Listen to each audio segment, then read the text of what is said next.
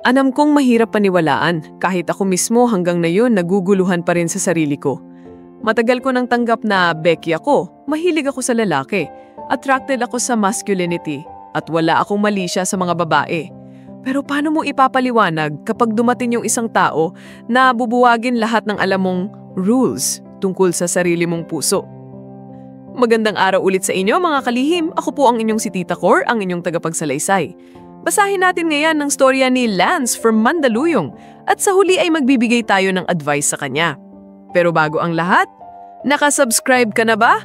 Kung hindi pa ay pindutin mo na yung subscribe button at kalampagin mo na ang notification bell para updated ka sa mga bagong upload dito sa ating channel at bilang pagsuporta na din dito.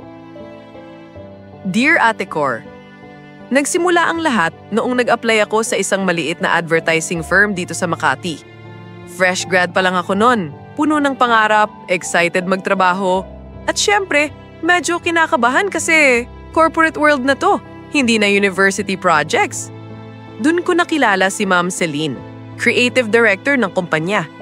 Late 30s na siya, siguro mga 37 or 38, samantalang ako ay 22 lang noon. Unang araw pa lang, ramdam ko na agad yung presence niya. She wasn't the type na loud or bossy, pero iba yung aura niya. Confident, calm, parang every move niya calculated pero effortless.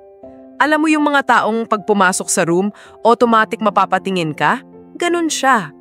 At aminado ako kahit na wala akong sexual attraction sa mga babae, hindi ko maiwasang humanga sa kanya. Ang akala ko, admiration lang. Kasi syempre, idol siya eh.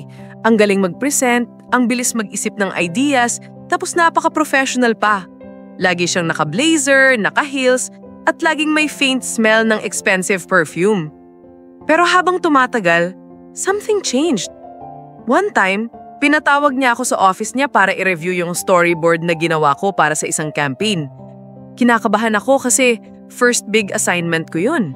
Pagpasok ko, nakaupo siya, reading my work, habang hawak niya yung favorite niyang mug na may nakasulat na, "But first, coffee." Tumingin siya sa akin, tapos ngumiti siya. "Good job, Lance. This is really creative. You have potential." Simple lang naman yung sinabi niya, pero hindi ko alam kung bakit parang tumalon yung puso ko. First time kong naramdaman na may babae na nakapag-trigger sa akin ng ganon. After nun, mas naging close kami. Lagi niya akong kasama sa brainstorming, lagi niya akong binibigyan ng advice about career, and minsan pati about life. Sa totoo lang, naging mentor figure siya sa akin. Pero habang mas nakikilala ko siya, mas napapansin ko yung mga maliliit na bagay na dati hindi ko iniintindi. Yung paraan ng pagtawa niya, yung mannerisms niya kapag stressed, yung pag-aayos ng buhok niya habang nag-iisip. Hindi ko alam kung kailan nag-shift yung admiration ko into something deeper. Basta isang araw, nagising na lang akong excited pumasok sa office, hindi dahil sa trabaho, pero dahil makikita ko siya. At doon nagsimula ang tunay kong struggle. Kasi paano ba? I'm gay. All my life I told myself na lalaki ang gusto ko.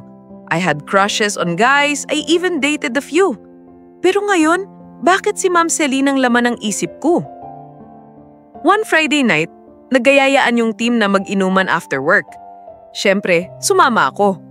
Nagulat ako kasi sumama rin siya kahit bihira siyang lumabas with the team. Ang ending, nagkakwentuhan kami ng mas personal. Doon ko nalaman na separated na pala siya. May anak pero nasa ex-husband niya. At minsan feeling niya empty yung bahay niya kapag uuwi siyang mag-isa. Hindi ko alam kung dahil ba sa alak pero lumabas yung natural na sweetness ko.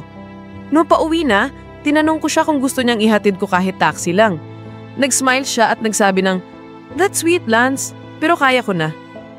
That night, hindi ako makatulog. Paulit-ulit sa isip ko yung smile niya. As weeks passed, lalo lang akong nahulog. Andun yung moments na tatawagin niya ako tapos hahawakan niya yung braso ko habang nagpapaliwanag. Yung mga simpleng, "Good morning, Lance," na may kasamang warm smile. Hindi ko alam kung nagiging obvious na ba ako. Minsan nahuhuli ko yung sarili ko na staring at her too long. At minsan, nahuhuli ko rin siyang nakatingin sa akin, though hindi ko alam kung imagination ko lang yun. hanggang dumating yung araw na hindi ko na nakaya. One evening, overtime kami. Kami na lang dalawa sa office tapos umuhulan pa sa labas. Tahimik, pareho kaming focused sa work. Bigla niya na lang sabing, "Ay, bakit ba ako nandito pa rin? Parang kahit anong gawin ko, may kulang." Hindi ko na napigilan. Lumapit ako kay ma'am, tumingin sa kanya, at mahinang sinabing, "Ma'am, I don't know how to explain this.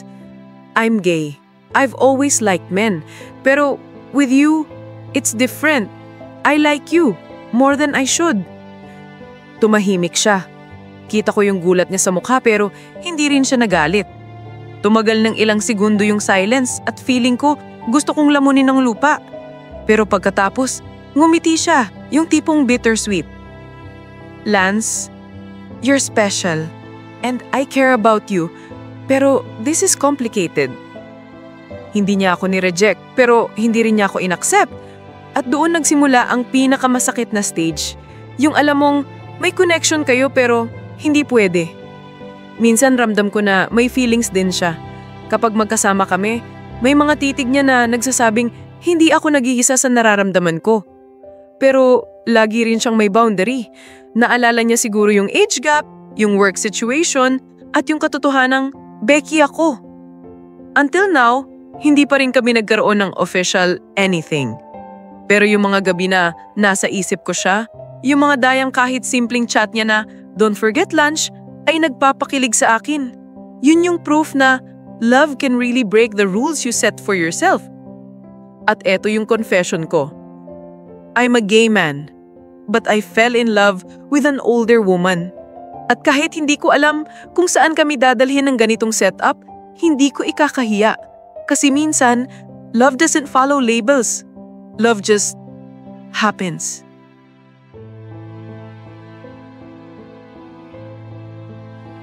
Lance, una sa lahat, isang mahigpit na yaka para sa'yo. Kasi hindi madali yung pinagdadaanan mo. I mean, hello, ikaw na nga yung sure na I'm gay, gusto ko lalaki, biglang may isang older woman na umatake ng straight sa puso mo. Parang sa pelikula na biglang may plot twist na hindi mo in-expect.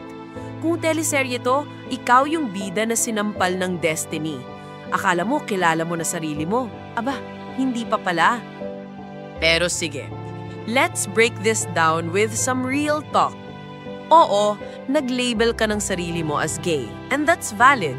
Pero ito kasi, love doesn't always respect our categories. May mga tao talagang parang exception to the rule. Hindi ibig sabihin ito na mali ka or confused ka.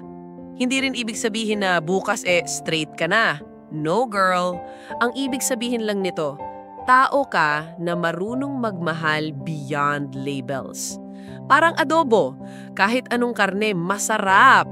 Pork, chicken, beef, heck, may mga gumagawa pang ang kadobong kangkong. Point is, huwag kang matakot kung nagbago yung lasa ng panlasa mo ngayon. Ganun. Si Ma'am Celine, 37. Ikaw, 22. May 15 years kayong agat. Hindi siya simpleng gap. Hindi ibig sabihin na bawal. Pero kailangan mong i-consider. Magkaiba kayo ng life stage. Ikaw, nagsisimula pa lang sa career. Siya, nakapaghiwalay na, may anak, may sariling responsibilities. Hindi lahat ng kilig moments ay sustainable long-term.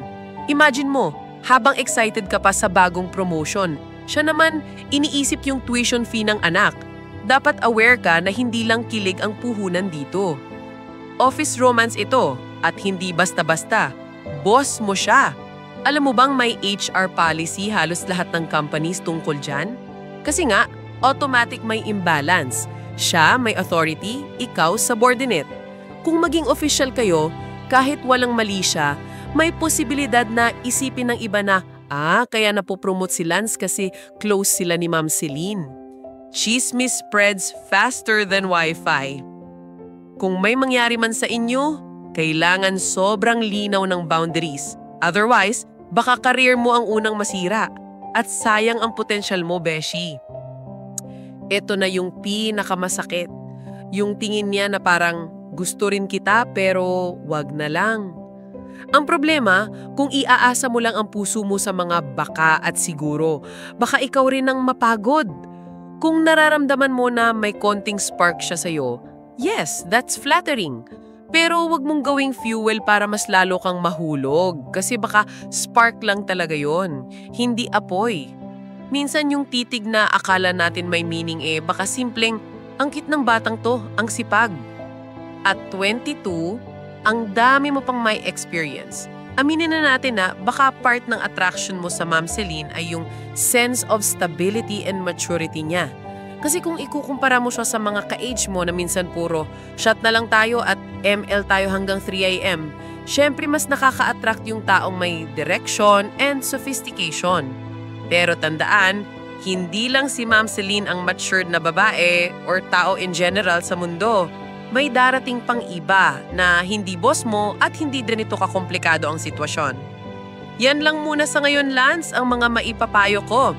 At sana ay sumulat ka ulit para naman updated ako kung ano nang nangyari sa inyo ni Ma'am Celine. Maraming salamat sa pakikinig ng kwento ngayon. Kung may reaction or suggestion kayo, ay pwede niyong i-comment sa ibaba at promise na babasahin namin yan.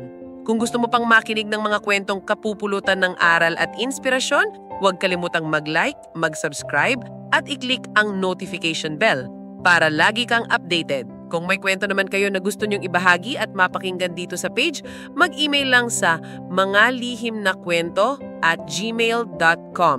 Hanggang sa susunod na kwento, ito po ulit si Tita Cor. Paalam at ingat palagi.